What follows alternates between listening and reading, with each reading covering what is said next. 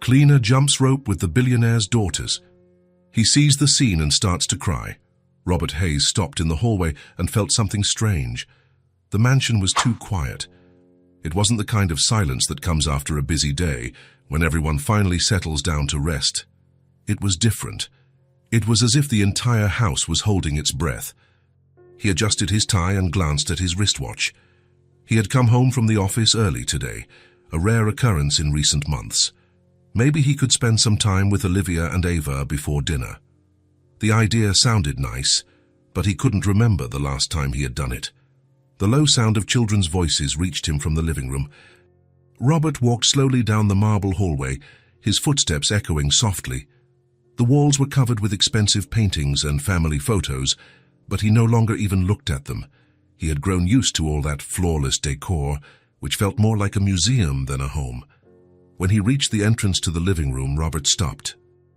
Olivia and Ava were sitting on the Persian rug, surrounded by scattered toys, dolls, building blocks, coloring books. Everything was there, as always, but something was wrong. The girls were playing in total silence. Olivia, with her blonde hair falling over her shoulders, held a doll in her lap. She carefully arranged the doll's little dress as if it were something very important, but her blue eyes seemed distant, without a spark. Ava, a little younger, was slowly stacking colorful blocks. Her small hands moved the pieces with precision, but there was no excitement there, no smile, no laughter. Robert stood there, watching. When was the last time he had heard his daughters laugh? When was the last time they had run through the house making noise? He tried to remember, but he couldn't. "Dad!" Olivia's voice pulled him from his thoughts. She had lifted her head and was looking at him with those big, clear eyes. "Hi, sweetheart." Robert entered the room, but he felt out of place, as if he were invading a space that wasn't his. "Are you playing?" Olivia nodded slowly and went back to looking at the doll. Ava didn't even raise her head. She continued stacking the blocks, one by one, in silence. Robert walked over and knelt beside them. The rug was soft under his knees, and he realized he couldn't remember the last time he had sat on the floor. What kind of father was he? "What are you doing?" "I'm taking care of Sarah," Olivia said, showing him the doll. "She's sick." "Oh." Robert didn't quite know what to say. "And you, Ava, what are you building?" Ava finally looked at him. Her blue eyes were almost identical to her sister's, but they seemed even sadder. "A house," she said softly. "And a pretty house." Ava shrugged and went back to stacking the blocks. Robert stayed there, trying to think of something to say, but the words wouldn't come. It was as if there were an invisible wall between him and his daughters, a distance he didn't know how to cross. The room was decorated to perfection. Italian leather sofas, a glass coffee table, silk curtains. Everything matched. Everything was in its right place. But something was missing. Life was missing. Joy was missing. That wonderful chaos that children bring to a house was missing. Robert looked around and realized there were no drawings stuck to the refrigerator. There were no dirty fingerprints on the walls. There wasn't that mess that makes a house feel like a real home. Everything was clean, organized, perfect, and dead. "Do you want to have dinner with me tonight?" he asked. Olivia and Ava looked at each other.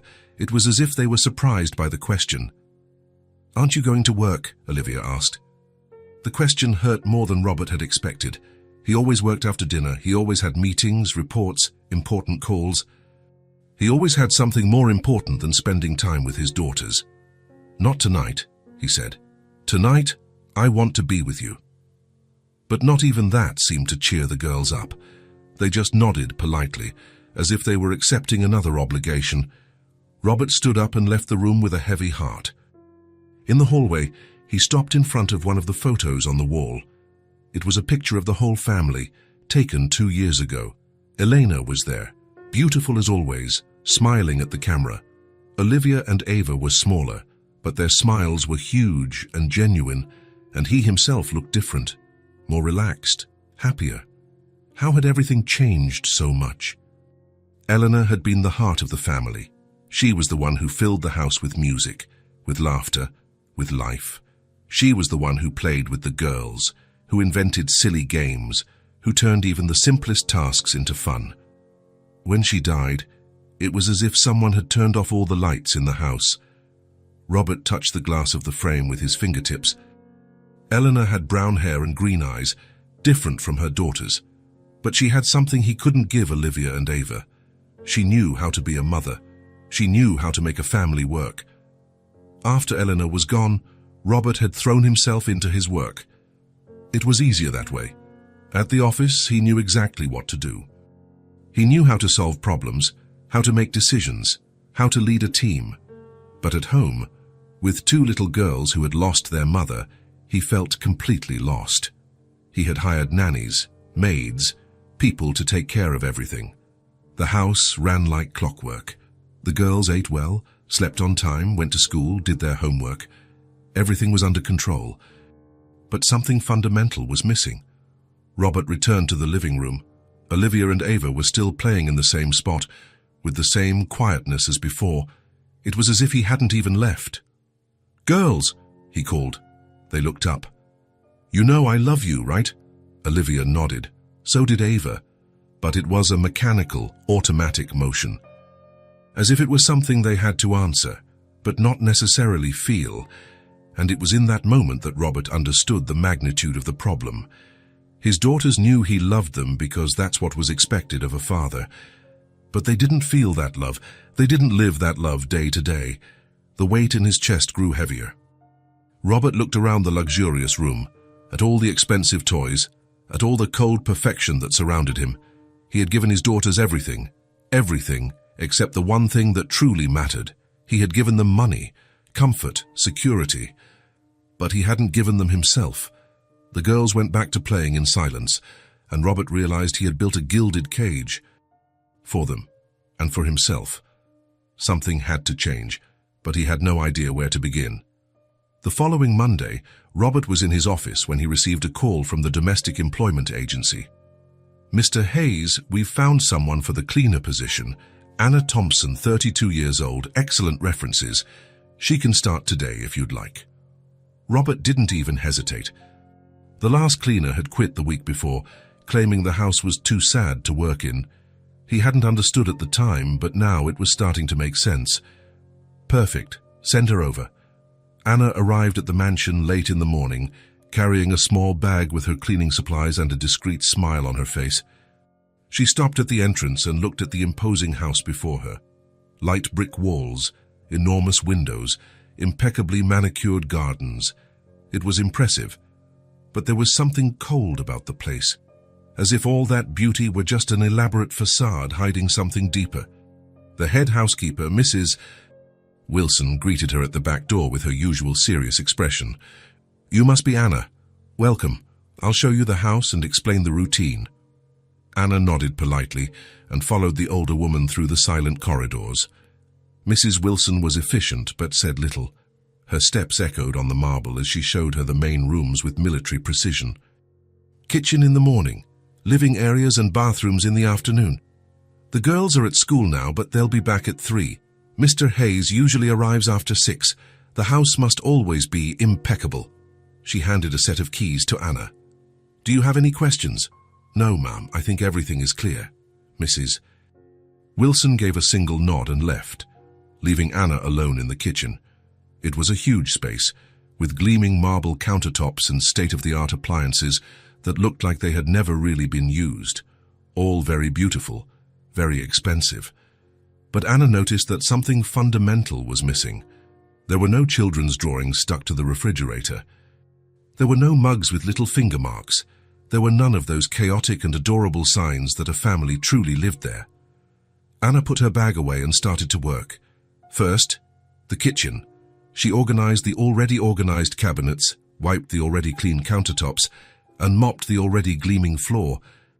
As she worked, she began to softly hum a song she had heard on the radio during her commute. "Sunshine on my window makes me feel so bright." Her voice echoed gently through the kitchen, filling the space with something that had been missing for a long time.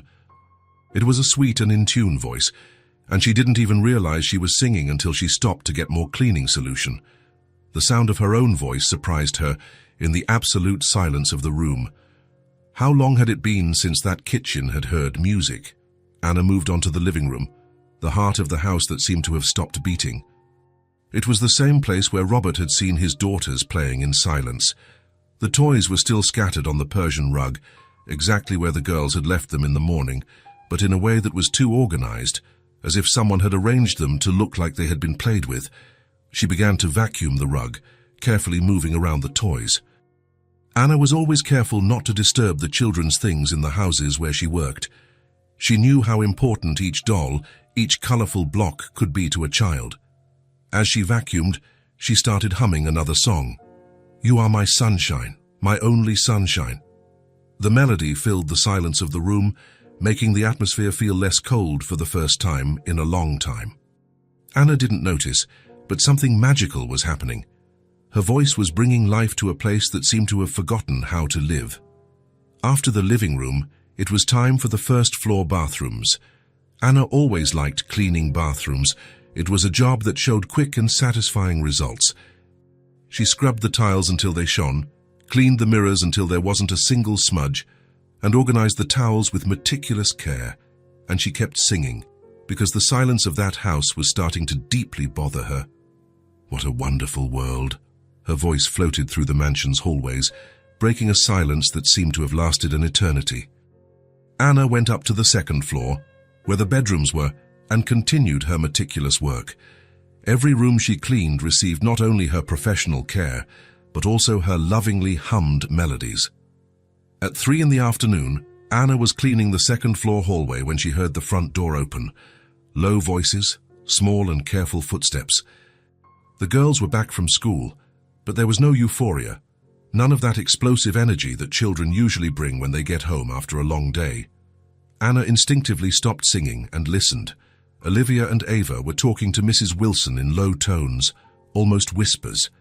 It was as if they were afraid of making too much noise, of disturbing the solemn silence of the house. "Go change your clothes and have a snack," said Mrs. Wilson in her ever-controlled voice. "Then you can play in the living room, but not too loud." Anna continued cleaning, but her attention was completely focused on the sounds coming from downstairs. Slow, measured steps up the stairs, doors closing softly without slamming. No running, no laughter, none of that natural childhood joy.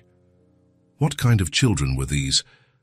Anna had worked in homes with families her whole life, and she had never seen children so restrained, so silent. When the girls came down for their snack 15 minutes later, Anna was cleaning the library, a room strategically located near the kitchen. She could overhear part of the conversation and didn't like what she heard. "Olivia, eat properly," Mrs. Wilson said in an impatient tone. "I'm not hungry," replied a small, listless voice. "You need to eat. Your teacher sent a note saying you didn't eat lunch at school either." Total silence. "And you, Ava? Are you not going to eat anything either?" "I don't want to," came the almost inaudible reply. Anna stopped cleaning the bookshelves and listened, concerned. Children who don't eat? Children who aren't hungry? That was definitely not normal. Something was very wrong in that house. "Very well," sighed Mrs. Wilson, clearly frustrated. "But don't come complaining of hunger later, and remember, play quietly." Anna heard the girls leave the kitchen with shuffling steps and go to the living room. A few minutes later, the silence returned like a heavy blanket over the house. There was no sound of play, no lively chatter between sisters, not even the sound of toys being handled. Just silence. This was making Anna deeply uneasy. She had worked in dozens of houses over the years, had seen all kinds of children, but she had never met two girls so quiet, so subdued. It was as if someone had stolen all their joy. Anna continued cleaning the library, but now she hummed more softly, almost whispering. She didn't want to attract the attention of the stern Mrs. Wilson, but she also couldn't work in total silence. Music had always been a fundamental part of her life. Even in the most difficult times, she found a melody to hum, a way to bring light to dark days, somewhere over the rainbow. She didn't even realize her voice had gotten a little louder until she heard a subtle noise from the direction of the living room. As if someone had suddenly stopped moving, paying attention to something new and unexpected. Anna kept singing, pretending she hadn't noticed anything, but curious to see if she would hear anything more. And she did. Small, cautious footsteps approaching the library. Someone was coming towards the music, drawn by the novelty of sound in that silent house. She pretended to be completely focused on cleaning the shelves and continued humming the same soft melody. The footsteps stopped at the entrance to the library. Anna could clearly feel she was being watched, but she didn't turn around. She wanted whoever it was to feel comfortable observing, to get used to her presence. After a few seconds that felt like an eternity, the footsteps slowly moved away. But Anna was absolutely certain that the girls were curious about her. It was the first genuine reaction she had managed to provoke in them since she arrived, and it filled her with cautious hope. Anna finished the library and moved on to Robert's office at the end of the hall. It was a completely masculine space, with shelves full of business books and a huge dark wood desk that dominated the room. All very organized, very serious, very cold. She began to clean the desk meticulously, dusting every object, every picture frame, every carefully organized document. As she worked, she hummed a more upbeat tune, testing if the girls would remain interested. "Don't worry, be happy." This time, she heard it clearly. Footsteps in the hall, closer this time. Someone was definitely tracking her movements through the house, following the trail of music she left wherever she went. Anna smiled to herself as she organized the papers on the desk. At least she had managed to pique the girls' curiosity. It was a small but significant start. Maybe there was hope for those two sad children. She finished the office and went downstairs to clean the last room of the day, the powder room near the main entrance. It was a small space, but she wanted to leave it perfect. As she scrubbed the toilet and cleaned the mirror, she kept singing. By now, it was almost an experiment. Would the girls continue to follow her? Singing in the rain. The footsteps returned, this time accompanied by low whispers from outside the door. Anna had to suppress a smile. Olivia and Ava were there, hidden behind the door, listening to her sing as if it were the most fascinating sound in the world. Anna finished cleaning the powder room and put her supplies away carefully. But instead of leaving right away, she decided to clean the living room windows. It was a perfect excuse to stay a little longer and perhaps find out more about these intriguing girls. She grabbed a spray bottle and clean cloths and began to work on the large glass panes that overlooked the backyard garden. As she worked, she softly hummed a gentle melody about flowers and gardens. "Ice, the garden flowers dance in the breeze." It was then that she saw it, and her heart ached.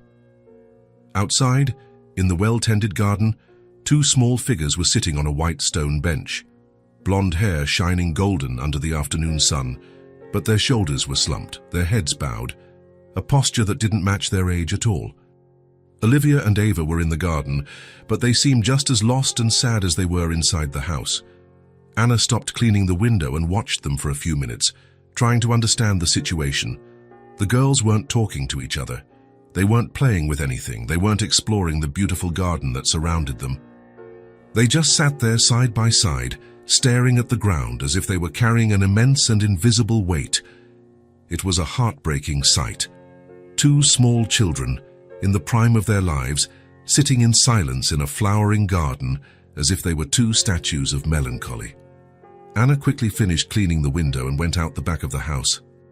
She walked slowly through the garden, purposefully making a little noise with her feet on the grass so as not to startle the girls. When she was a few feet from the bench, she stopped and spoke softly. "Hi, girls." Olivia and Ava lifted their heads at the same time, like two frightened little animals. Their blue eyes were wide with surprise, as if they had been caught doing something forbidden. "Sorry, I didn't mean to scare you," Anna said with a warm smile. "I'm Anna, the new cleaner at your house." The girls glanced at each other quickly, but said nothing. Anna could see the hesitation in their eyes, as if they were trying to decide if it was safe to talk to this stranger. Anna took a small step forward, slowly, completely respecting their space. "Can I sit here with you for a minute? It's such a beautiful day, and this garden is really lovely." Olivia looked at Ava, then at Anna, and gave an almost imperceptible nod. Anna took this as a shy invitation, and sat on the other end of the bench, leaving a respectful distance between herself and the girls.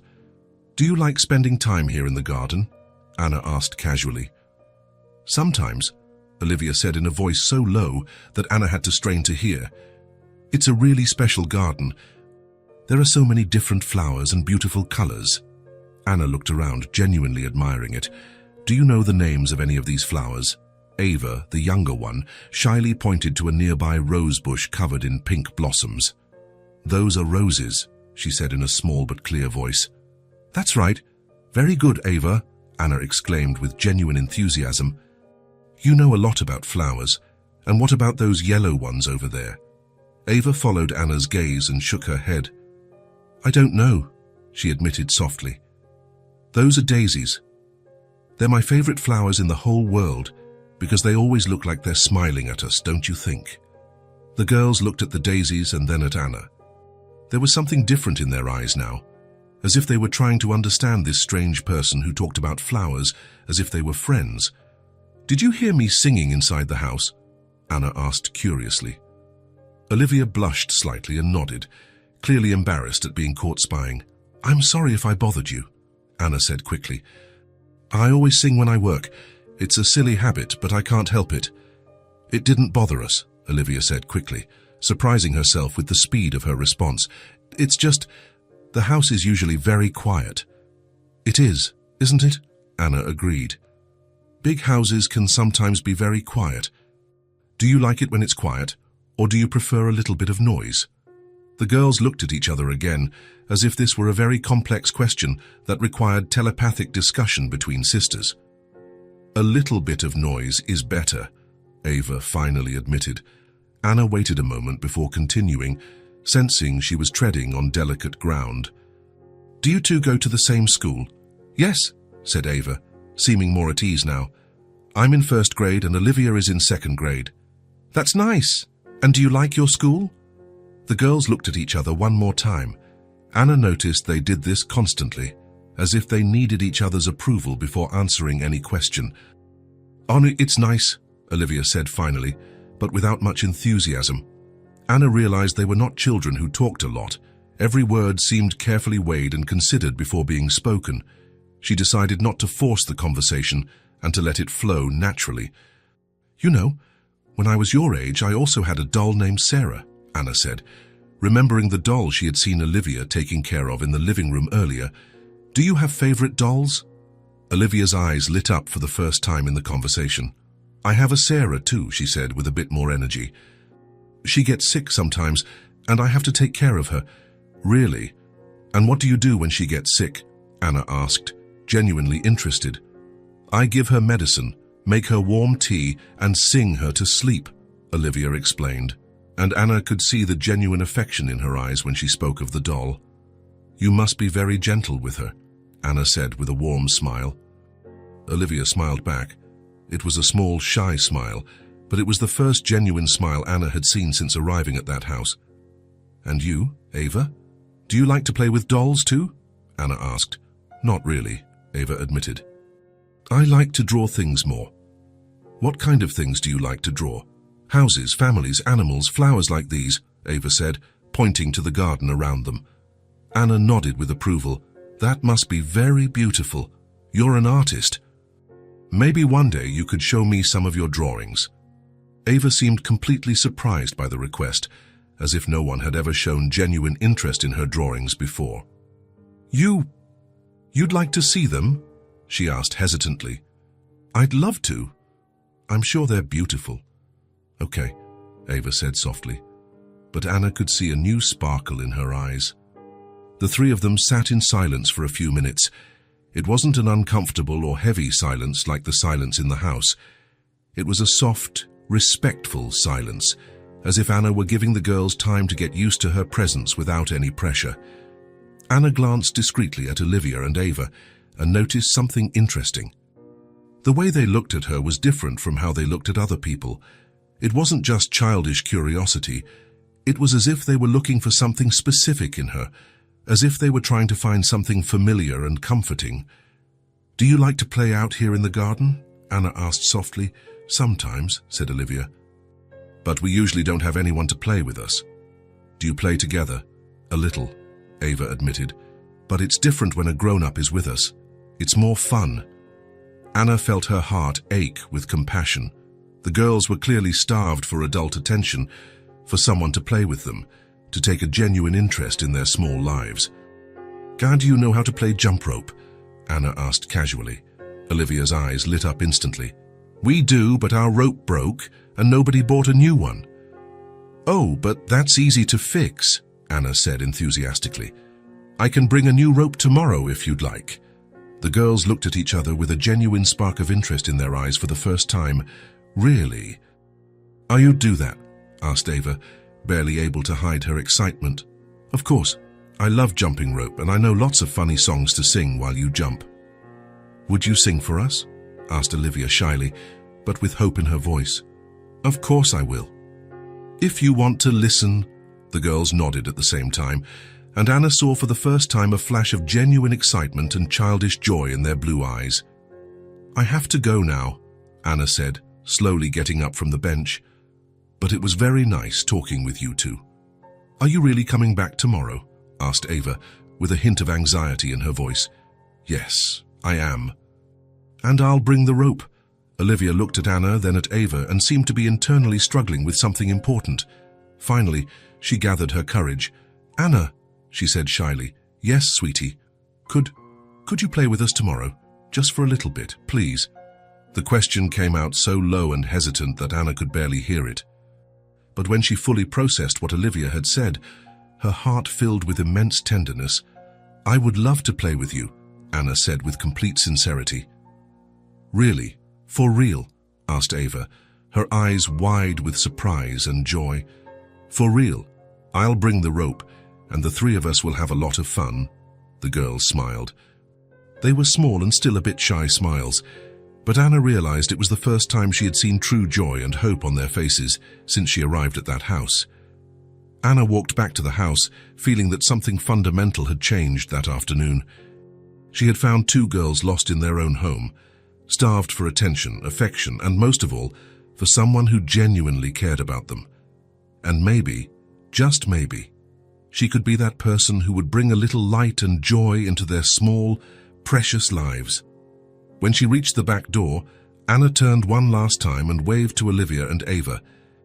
They waved back enthusiastically, and for the first time since she had set foot in that mansion, Anna saw a completely different sparkle in their light blue eyes. It was the sparkle of true hope. The next morning, Anna arrived at the mansion with a lighter heart.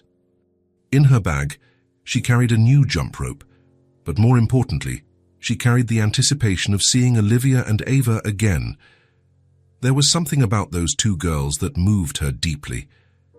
Mrs. Wilson greeted her as always, with her serious expression and precise instructions, but today, Anna barely paid attention. Her thoughts were on the girls and the promise she had made in the garden.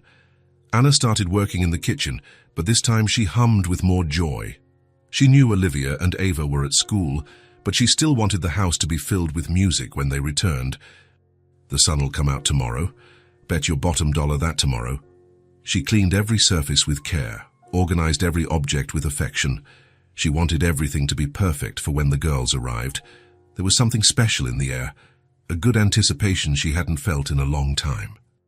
When she got to the living room, Anna smiled, seeing the toys scattered on the rug. Today they didn't look abandoned. They looked like they were waiting for someone to come and really play with them. At 3 in the afternoon, Anna heard the front door open. This time, however, she noticed different sounds. The girls' footsteps seemed a little less sluggish. Their voices, though still low, had a hint of expectation. Is Anna here? Anna heard Olivia ask Mrs. Wilson. She's working in the library, the housekeeper replied, but remember not to bother her. Anna smiled to herself. The girls were looking for her. That warmed her heart in a way she hadn't expected. A few minutes later, Anna heard small footsteps approaching the library. She continued cleaning the shelves, but she was smiling. Anna, came Ava's shy voice. Anna turned and saw the two girls standing in the doorway, their eyes shining with expectation. Hi, girls. How was school? It was good, said Olivia. but Anna could see she wanted to talk about something else. Did you bring the rope? Anna laughed softly. Yes, I did. It's in my bag. But how about we talk a little bit first? The girls came into the library and sat on the small sofa near the window. Anna put away her cleaning supplies and joined them. So how are you feeling today? Anna asked affectionately.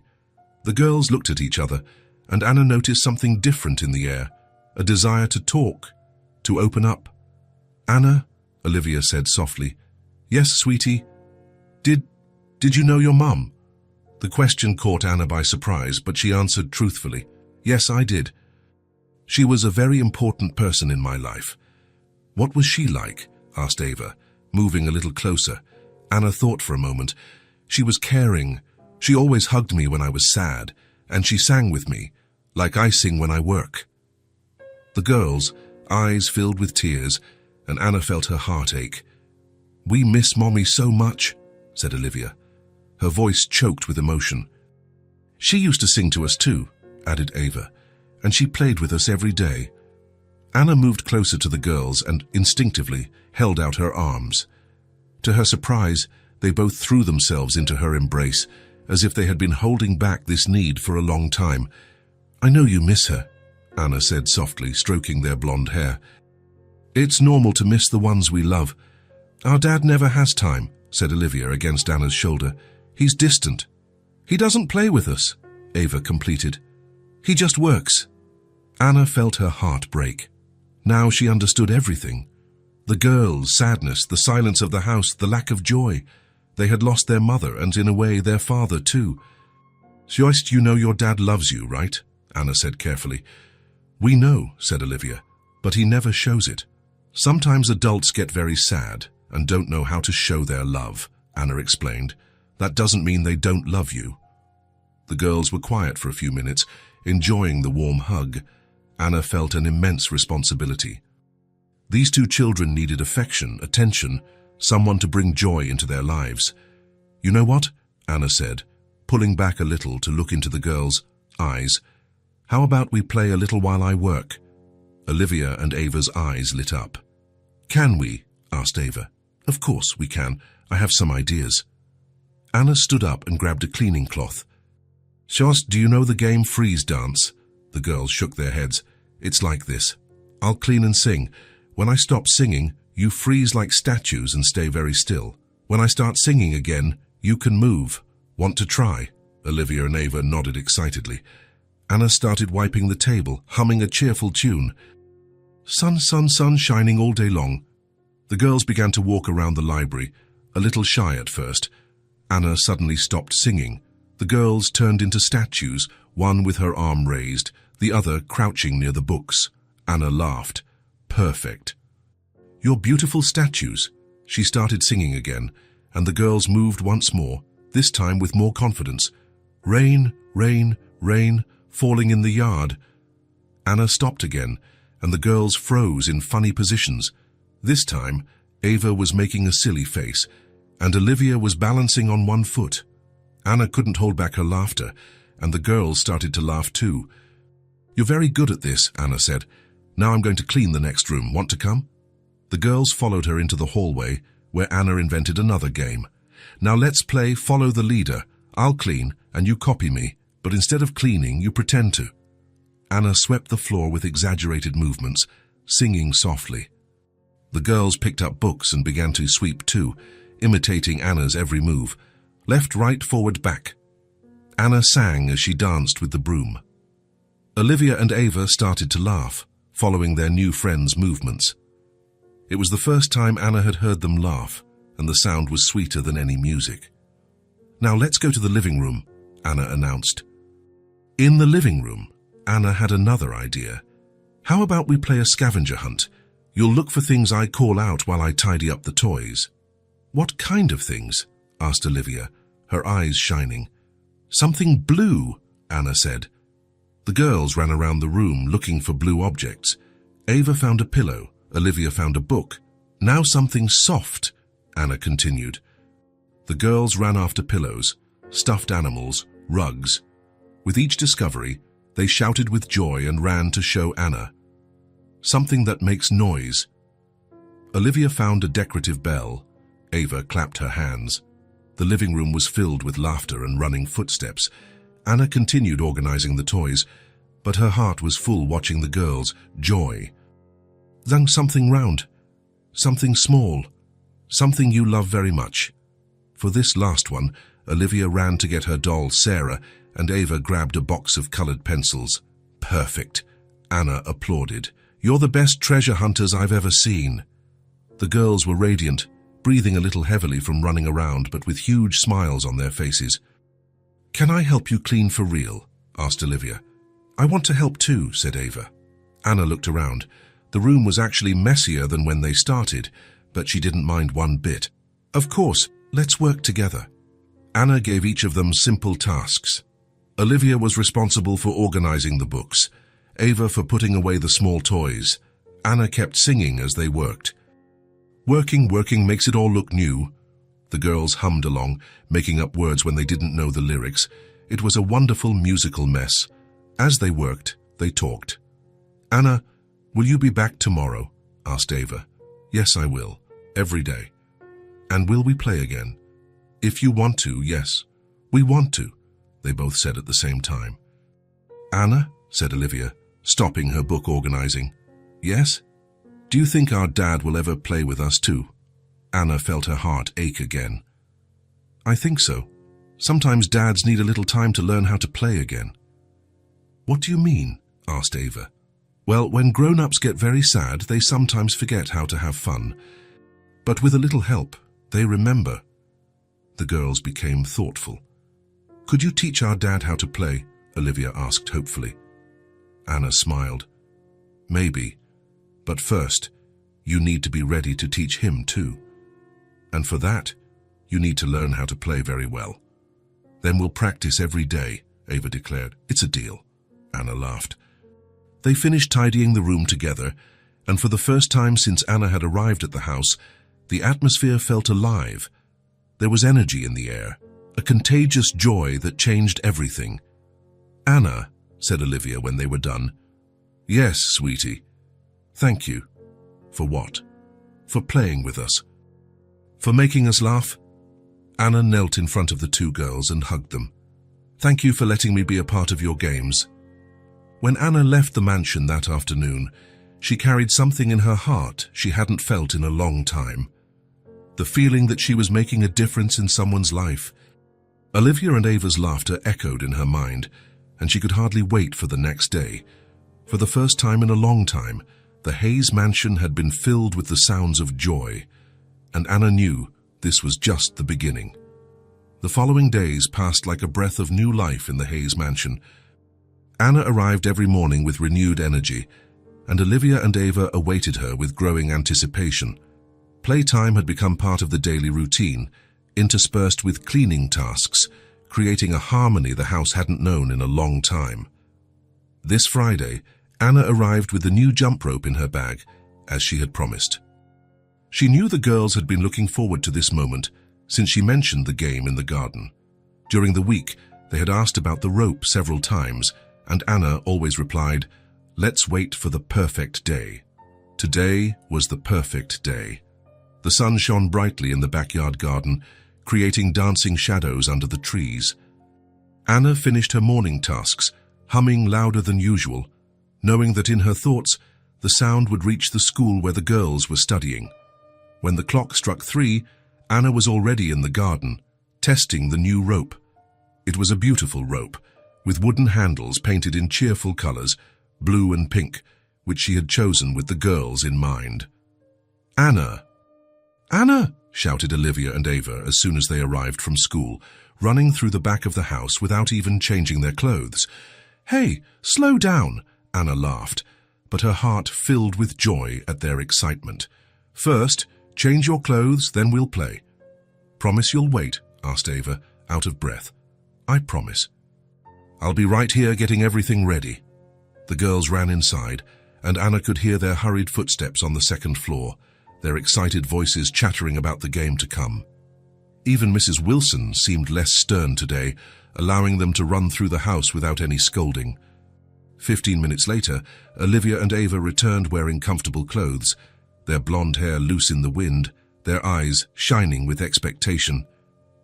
"So, are you ready?" Anna asked, holding the new rope. "Yes!" they shouted in unison. Anna positioned herself in the center of the garden, in a clear space between the rose bushes and the daisies. The flowers seemed to have purposefully arranged themselves to create a perfect arena for their game. "First, I'll teach you how to hold and turn the rope. Then you can each try to jump." Anna demonstrated how to hold the ends of the rope, how to make the circular motion with her arms, how to find the right rhythm. Olivia and Ava watched with full attention, absorbing every detail. "Now you two hold the ends," Anna instructed. "I'll jump first so you can see how it's done." The girls each took a side of the rope, a bit clumsy at first, but they soon got the hang of it. Anna stood in the middle and nodded. You can start slowly." The rope began to turn and Anna jumped with ease, counting aloud. 1, 2, 3, 4. The girls giggled watching Anna jump, her hair flying, her movements light and graceful. "Now I'll sing a song while I jump," Anna said, without stopping. Pay attention to the lyrics."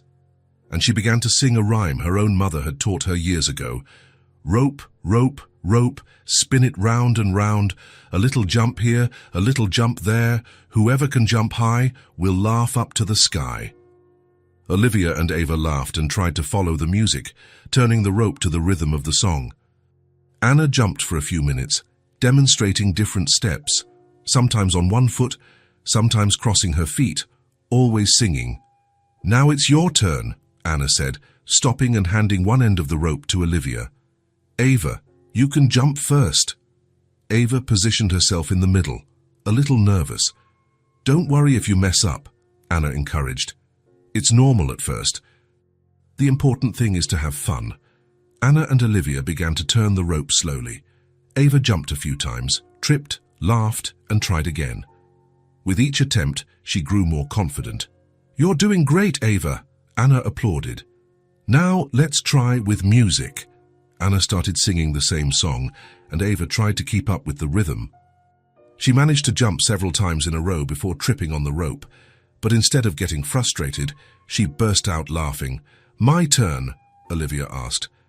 They switched places, and Olivia had her chance. She was a bit more coordinated than her sister, managing to jump for longer, but what mattered most was the radiant smile on her face. "Fast, now let's try together," Anna suggested. "You two in the middle, and I'll turn the rope." It was a bigger challenge, but the girls were determined. They held hands and tried to jump together. They messed up several times, got tangled in the rope, and fell on top of each other. But they laughed so hard that Anna felt euphoric just watching them. "Let's sing a different song," Anna suggested. "One I just made up about you two." And she began to sing, improvising a sweet melody. Olivia and Ava, sisters and best friends, jumping together, the fun never ends.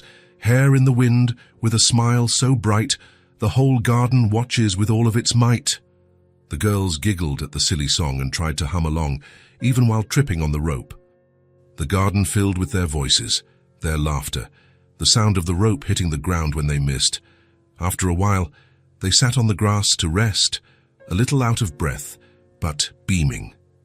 "This is so much fun," said Ava, throwing herself onto the grass. "Can we play again tomorrow?" "And the day after tomorrow," added Olivia. "Of course," Anna laughed, sitting beside them. "You're getting very good at this."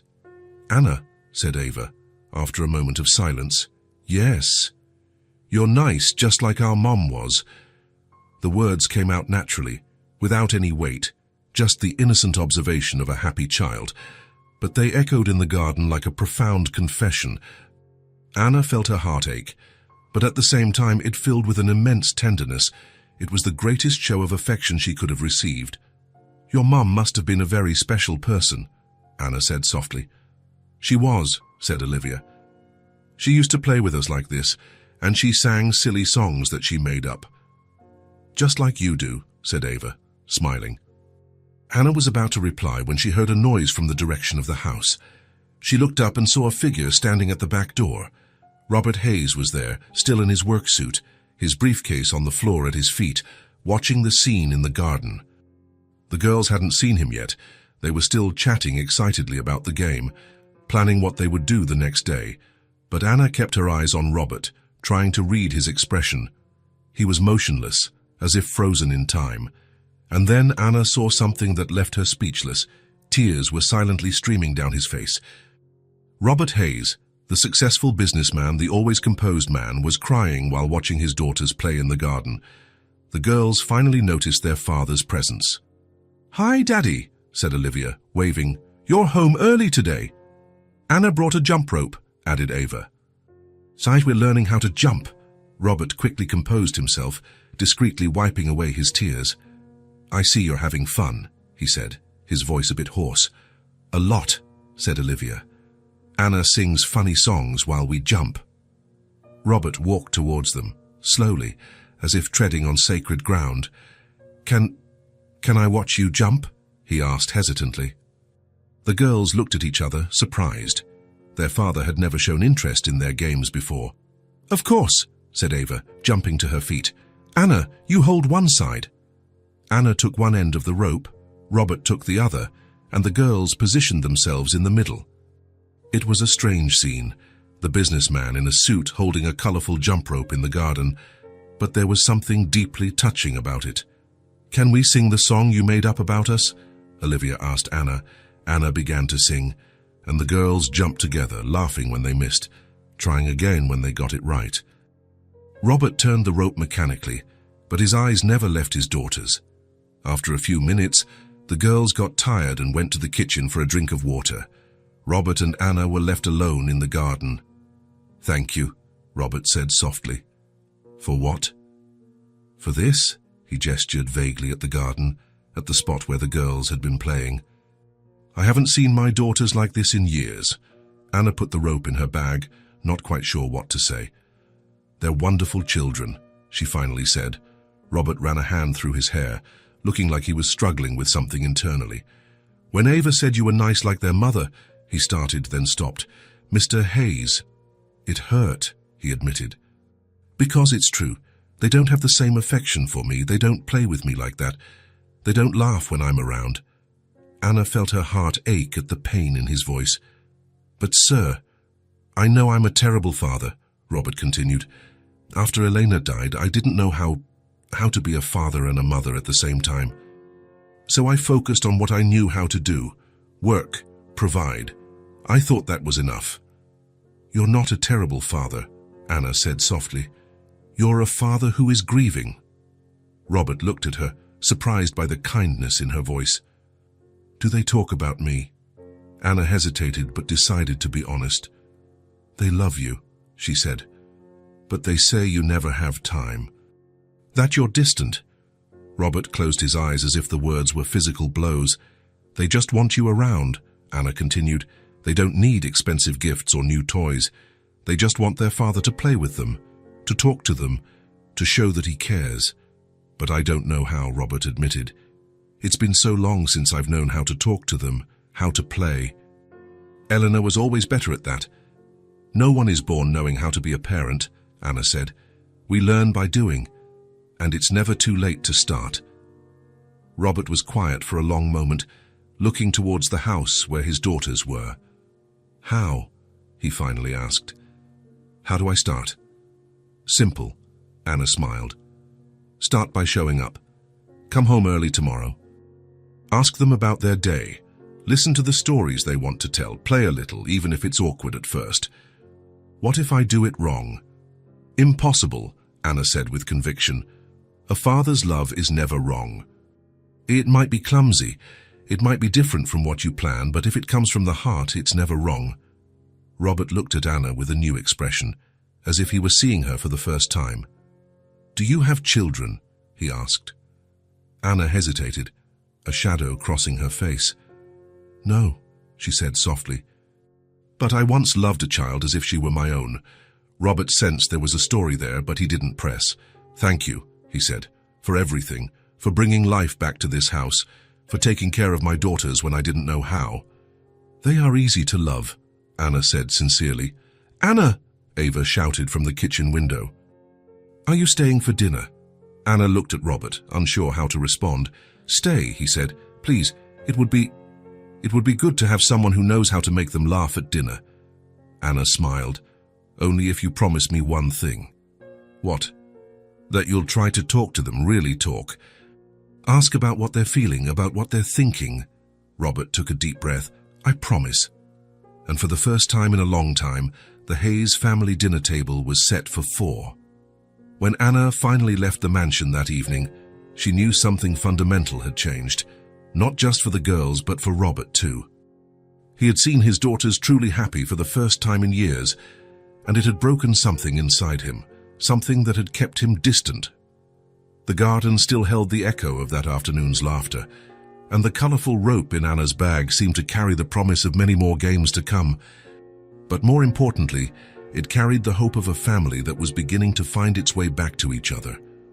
On Saturday morning, Robert woke up with a strange feeling in his chest. There was something different in the air, an anticipation he hadn't felt in a long time. Anna's words from their conversation in the garden echoed in his mind. They just want you around. He looked at the clock. 7 in the morning. Normally, on a Saturday, he would be getting ready to go to the office to deal with pending matters or take calls from international clients.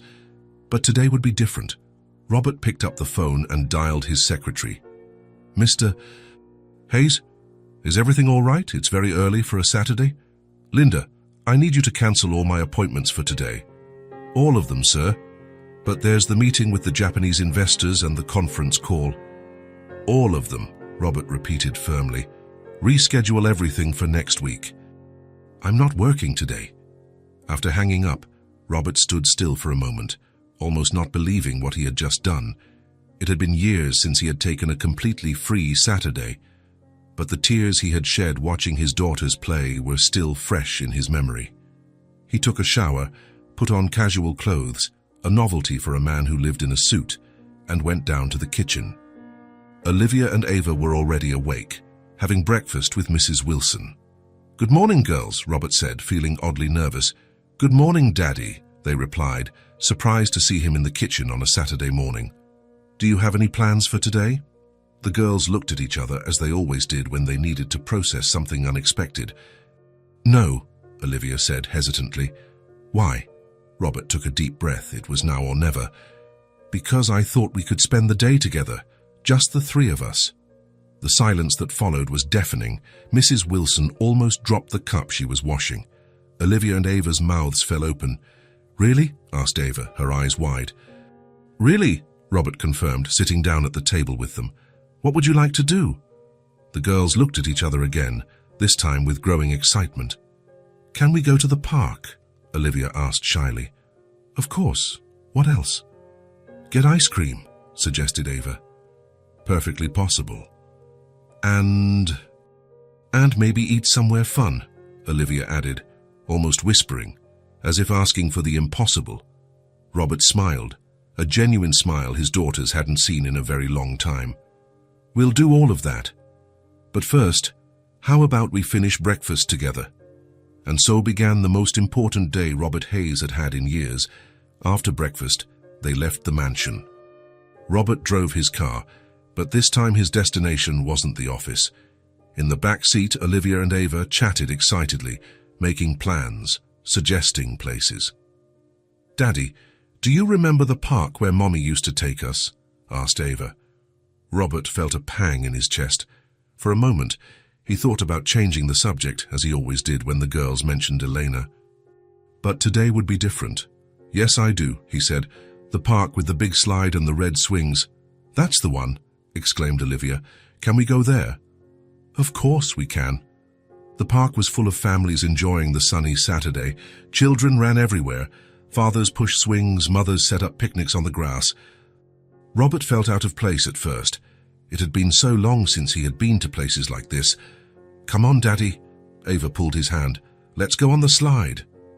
Robert followed his daughters, watching how they knew every corner of the park. They ran straight to the playground, and he stood by, not quite sure what to do. Daddy, can you push me on the swing? Asked Olivia.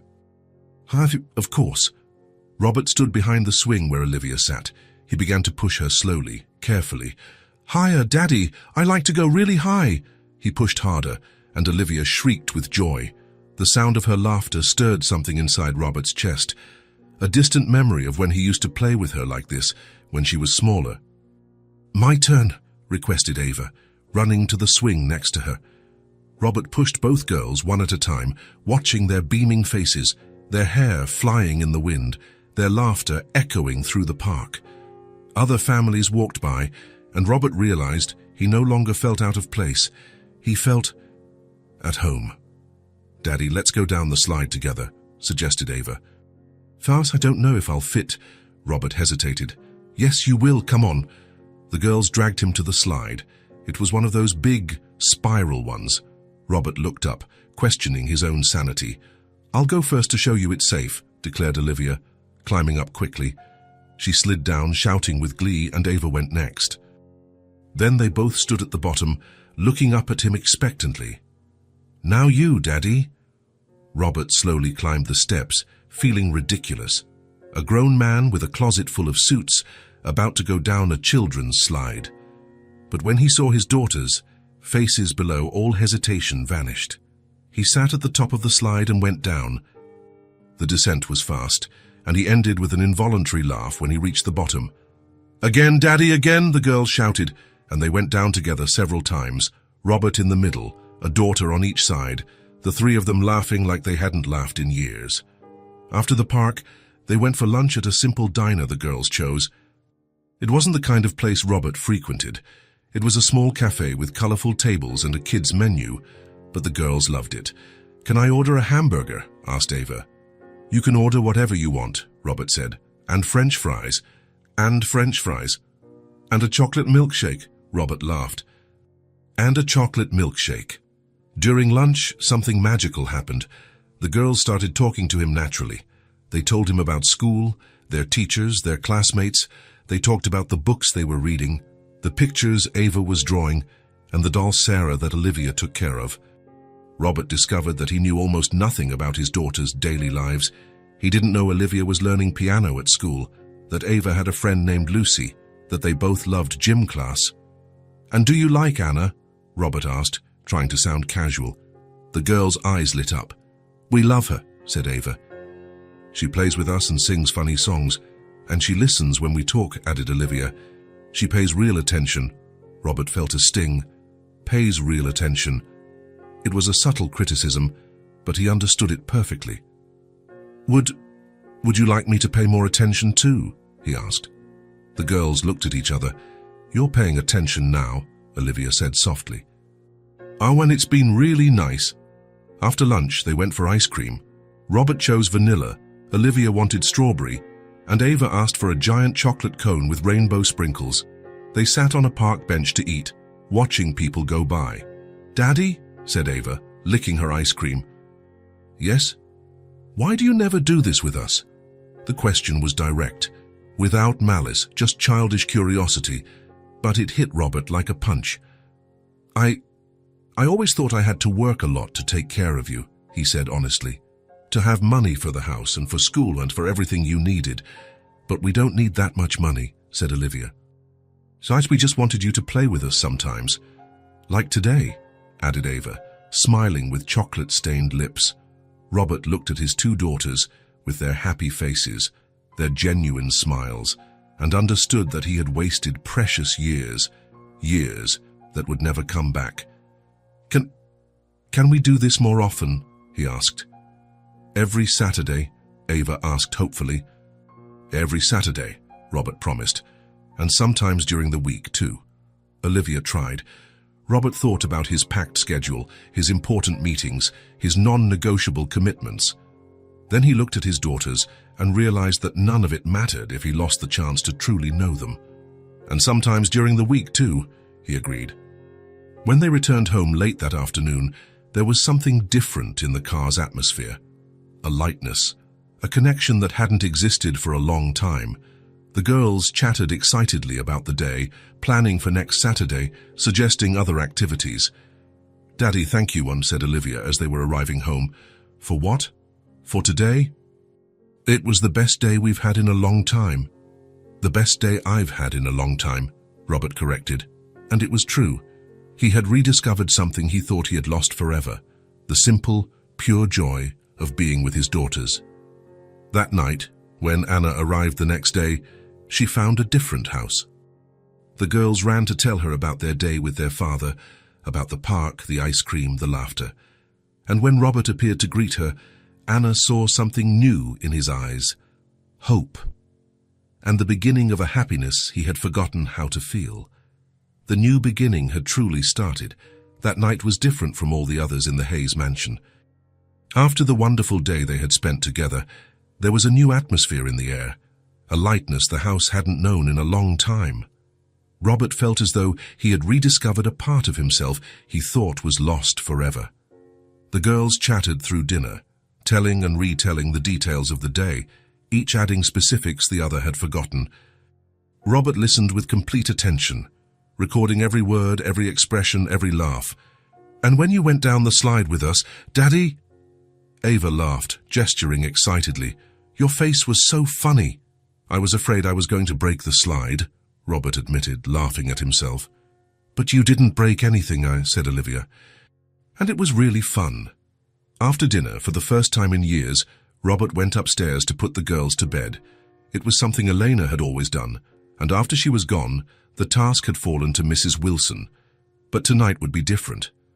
"Did you brush your teeth?" Robert asked, feeling strangely nervous about the responsibility. "Yes, Daddy," they both answered in chorus.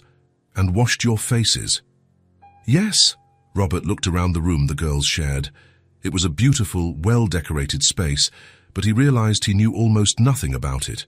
He didn't know which doll was each girl's favorite, which side of the bed each preferred, or if they were afraid of the dark. "Daddy," said Olivia, already tucked in bed with her doll Sarah in her arms, "can you sit here for a little bit?" Robert sat on the edge of the bed, something he hadn't done in so long he could barely remember the last time. "Today was the best day," said Ava from her bed. "Thank you so much."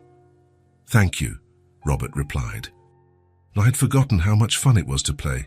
The girls smiled, and for a few minutes they talked about the day, planning more adventures for the upcoming Saturdays. Robert felt whole in a way he hadn't experienced in years. "Daddy," Olivia said suddenly, her voice turning more serious. "Yes, sweetie." Olivia hesitated, fiddling with her doll Sarah's hair. Robert could see she was wrestling with a thought. "You can tell me anything," he encouraged, remembering Anna's advice about truly listening. "Dad, will we ever have another mum?" Olivia asked, the words rushing out in a single breath. "We really like Anna." The silence that followed was deafening. Robert felt as if the floor had opened up beneath him. His heart raced, a mixture of conflicting emotions overwhelming him. Ava sat up in her bed, looking intently at her father, waiting for an answer. Why are you thinking about that?" Robert asked, trying to buy time to process the question. "Because Anna is really nice," Ava said simply. "She plays with us, sings songs, and makes the house feel happier.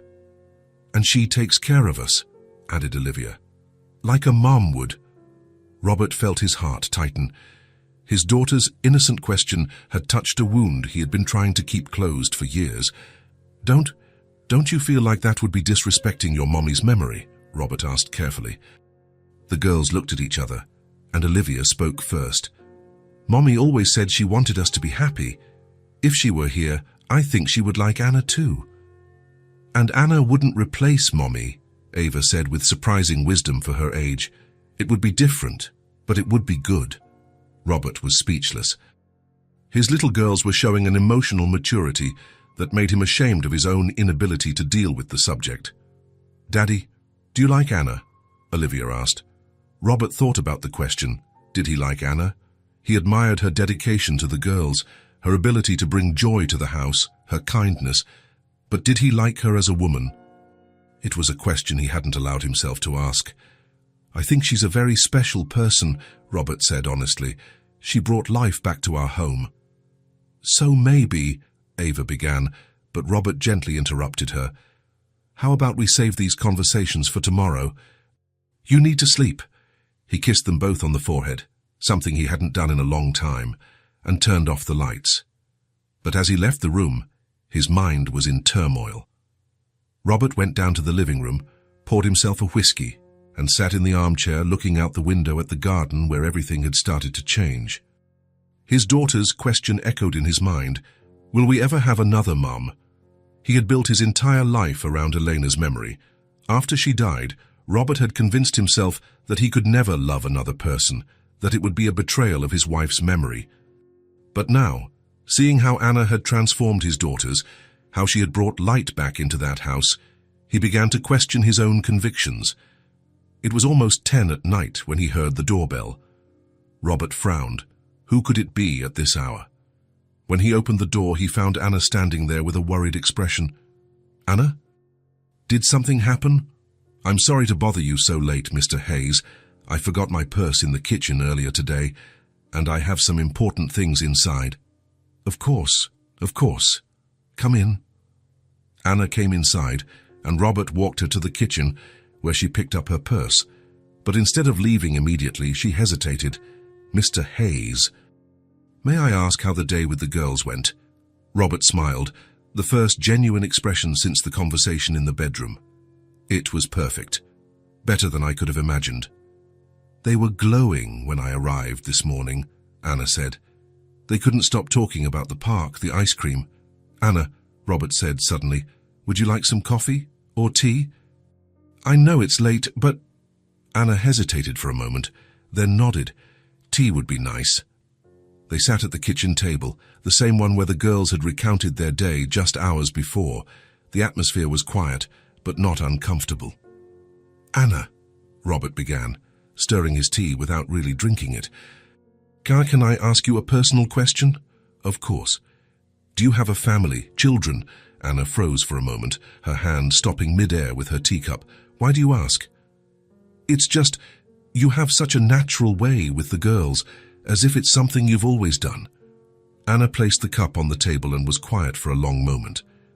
Robert could see an internal battle in her eyes. I did, she said finally, her voice almost a whisper. Did. Anna took a deep breath, as if preparing to open an old wound. I had a daughter too, she said, the words coming out with difficulty. Bella. She was the same age as your girls. Robert felt his stomach clench.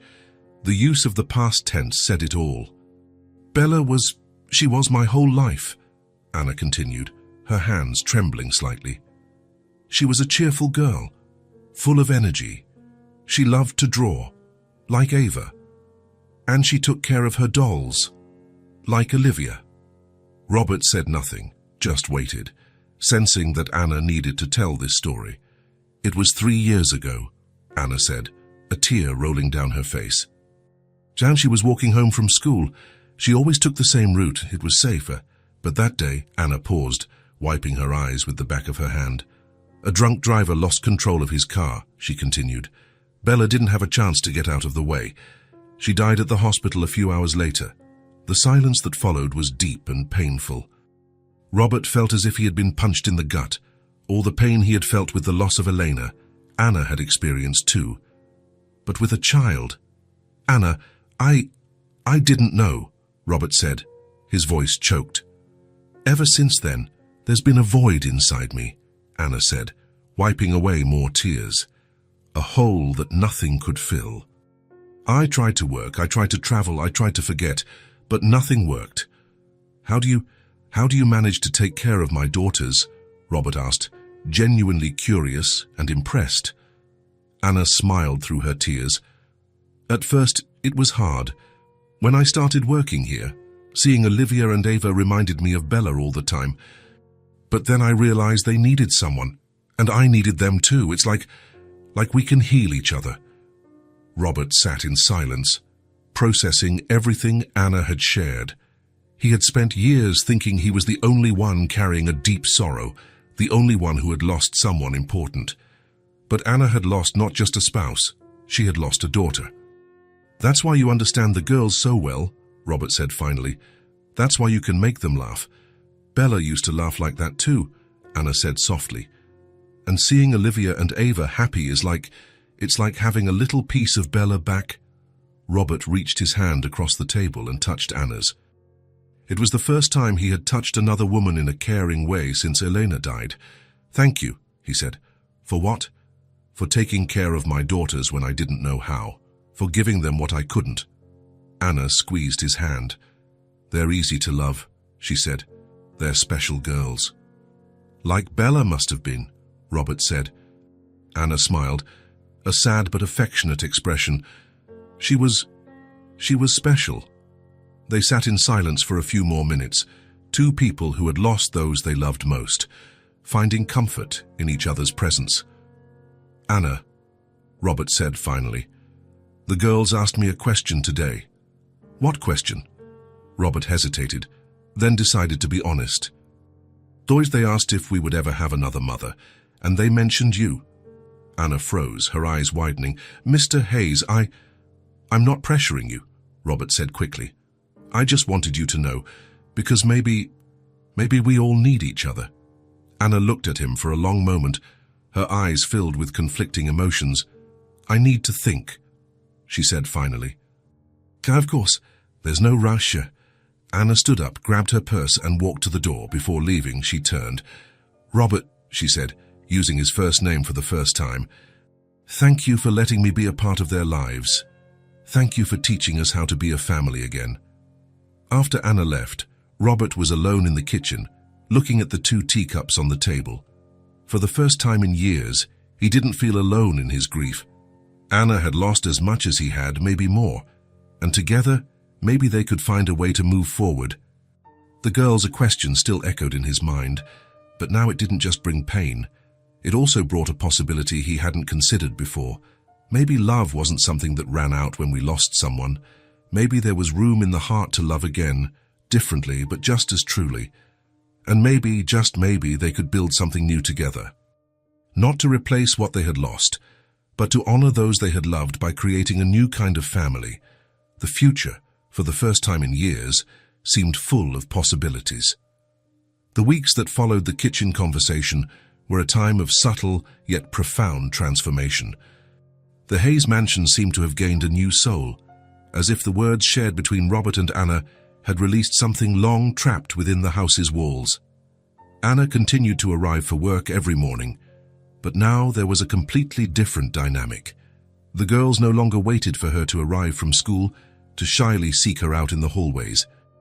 Now they ran through the house looking for her as soon as they came home for their afternoon snack. "Anna! Anna!" they would shout as soon as they came through the front door, dropping their backpacks on the floor without a care for Mrs. Wilson's usual reprimands. "I'm here," Anna would always reply, stopping whatever task she was doing to greet them with a warm hug.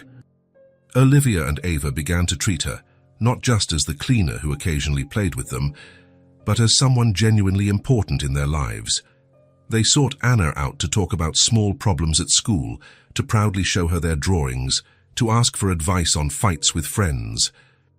"Anna, can you help me with my math homework?" Ava would ask, sitting beside her while Anna folded laundry in the living room. "Of course, hi, sweetie. Let's see what's giving you trouble."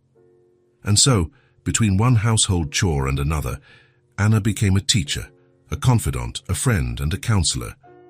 She patiently helped with homework, listened attentively to the girls' little secrets, and soothed the frustrations of the school day. Robert watched all of this from a distance at first, coming home earlier as he had promised his daughters, but still hesitant about what his role should be in this new family dynamic that was forming. He saw how his daughters blossomed in Anna's presence, how they laughed louder, spoke more excitedly about their days, and ran through the house with a vital energy he hadn't seen in years.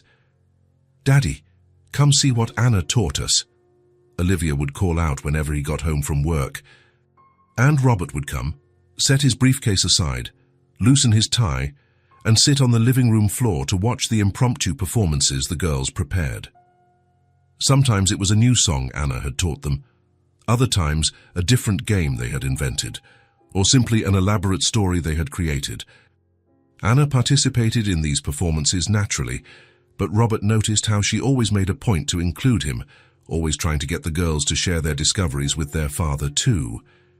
"Now you can teach your dad," she would say with an encouraging smile.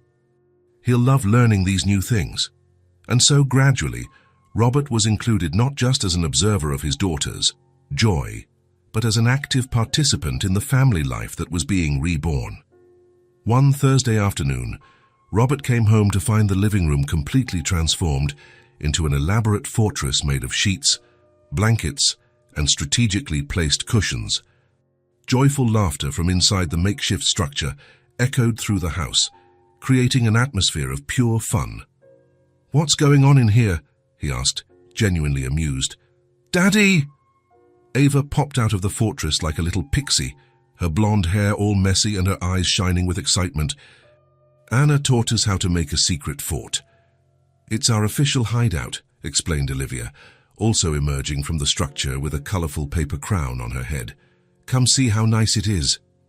Robert ducked down and carefully entered the fortress. Inside, Anna was sitting cross-legged in the center of the cozy space, surrounded by neatly arranged dolls, scattered books, and a few toys, with a flashlight on creating a magical atmosphere. "Welcome to our enchanted castle," Anna said, smiling naturally. Now the princesses were awaiting the king's arrival. Robert sat down awkwardly in the tight space, trying to find a comfortable position among the cushions, but feeling happier and more relaxed than he had in years. "And what do we do in the castle?" he asked, playing along. "We tell magical stories," said Ava with contagious enthusiasm. "Anna knows the best stories in the world.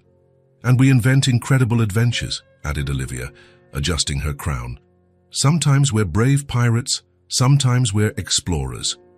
They spent more than an hour inside that makeshift space, telling elaborate stories, inventing fantastic adventures, laughing at silly jokes that only made sense in that magical moment. Robert watched Anna in that cozy environment and saw something that moved him. She wasn't just playing with the girls, she was genuinely creating precious memories. She was giving Olivia and Ava something precious they would carry forever. When they finally emerged from the fortress, it was getting dark, and the girls ran to take their baths before dinner, leaving Robert and Anna alone in the living room to tidy up the scattered sheets and cushions. "Thank you," Robert said sincerely, folding a cushion. "For what?" "For all this," he gestured to the room, still with the remnants of their game scattered about, "for making my house feel like a real home again." Anna stopped folding the sheet in her hands and looked directly at him. "They just needed someone to genuinely enter their fantasy world," she said simply. "Children live in a world of imagination.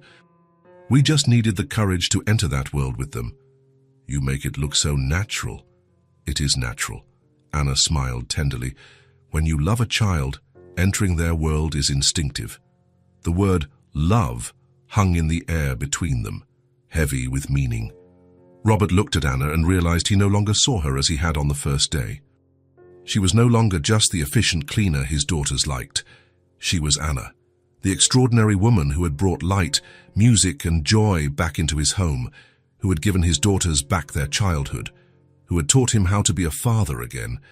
In the days that followed, Robert began to consciously notice small details about Anna that had previously gone unnoticed. The melodious way she hummed as she worked, always choosing cheerful tunes that filled the house with music. How she knew each of the girls' preferences, that Olivia loved drawings of flowers, that Ava preferred adventure stories. He noticed how Anna arranged the toys not just to be tidy, but so the girls could find them easily. How she left little notes in their lunchboxes, or drew smiley faces on the bathroom mirrors. Anna wasn't just fulfilling her professional duties at the Hayes house, she was actively building a warm and loving home. "Mr. Hayes," Mrs. Wilson approached him one Monday morning with her usual seriousness. "May I speak with you about an important matter?" "Of course, Mrs. Wilson. What is it?" "It's about Anna," she said, maintaining her formal posture but with something different in her tone. "I've worked in this house for many years, sir, and I've never seen the girls so happy. And you as well, if you'll permit me the observation." Robert was surprised by the housekeeper's remark, as she rarely made personal comments.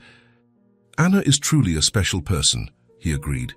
"She is much more than that, sir," Mrs. Wilson said with conviction. "She has given life back to this house, and to this family." That night, after the girls had gone to sleep following a story session Robert had read to them, he found Anna in the kitchen, preparing their lunchboxes for the next day. It was something she had started doing on her own initiative, another of the caring ways she found to look after the girls. "Anna," he said, sitting down at the kitchen table with a sense of purpose. "Hi," she smiled, continuing to cut fruit into small pieces. "Are the girls asleep already?" "Yes, they are." "Anna, I need to tell you something very important." She immediately stopped what she was doing and looked at him with full attention, noticing the serious tone in his voice. "Did something happen?" Robert took a deep breath, feeling his heart race. He had mentally rehearsed this moment several times, but he still felt nervous. "You came into our lives to fill a void," he began, his voice choked. "A deep void that I didn't even know could be filled again after everything that happened." Anna watched him in silence, her hands still on the cutting board, paying full attention to every word. "You brought joy back to my daughters," Robert continued, the emotion rising in his voice. "And to me as well. I had forgotten what it was like to be happy at home, what it was like to hear laughter echoing through the halls." "Robert," Anna began, but he gently raised a hand.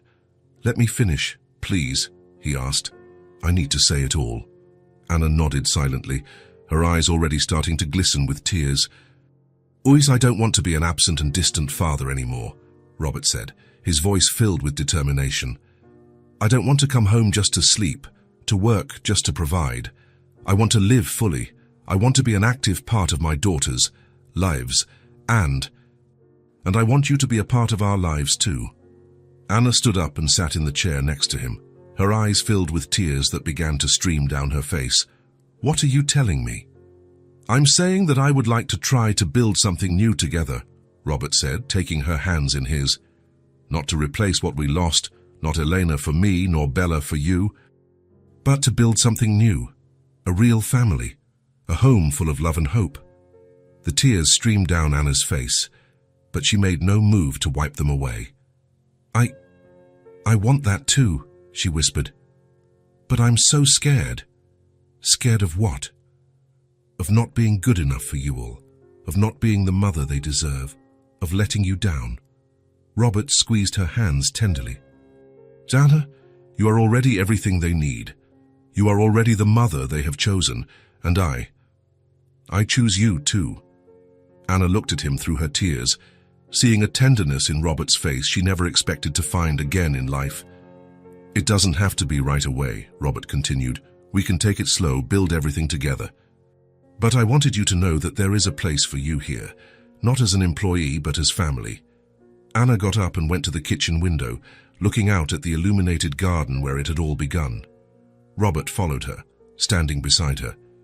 "Do you know what scares me the most?" Anna said softly. "What?" "The possibility of happiness. I had forgotten what it feels like to be happy. And now with you all, I remember that feeling, and it scares me because I've already lost so much." Robert wrapped Anna in his arms, offering the first real hug they had ever shared. "I'm scared too," he admitted, "but I think fear is normal when you're preparing to love again." Anna pulled back to look into his eyes. "Are you sure?"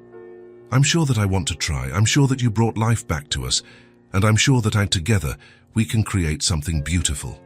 Anna smiled through her tears, a radiant smile. "Then yes," she said with conviction. "Yes, I accept to walk beside you all. I accept to build a family with you." Robert smiled and kissed her gently on the forehead, a kiss full of promise. "Thank you," he whispered. "For what?" "For teaching us how to be happy again." That night, when Anna left the Hayes mansion, it was no longer as an employee. It was as someone who had found her place in the world again. And Robert, for the first time since Elena died, fell asleep thinking of the future with hope. Upstairs, Olivia and Ava slept peacefully, dreaming of games in the garden, of hummed songs, and of the feeling that their family was, finally, whole again. The mansion, which for so long had been just a beautiful but empty structure, had become a true home once more. A home built not on trying to forget the past, but on the courage to honor it while building something new and full of possibilities. If this story touched your heart, Subscribe to the channel and turn on notifications so you don't miss the next ones. Leave a like because it helps this story get recommended to more people. See you in the next story.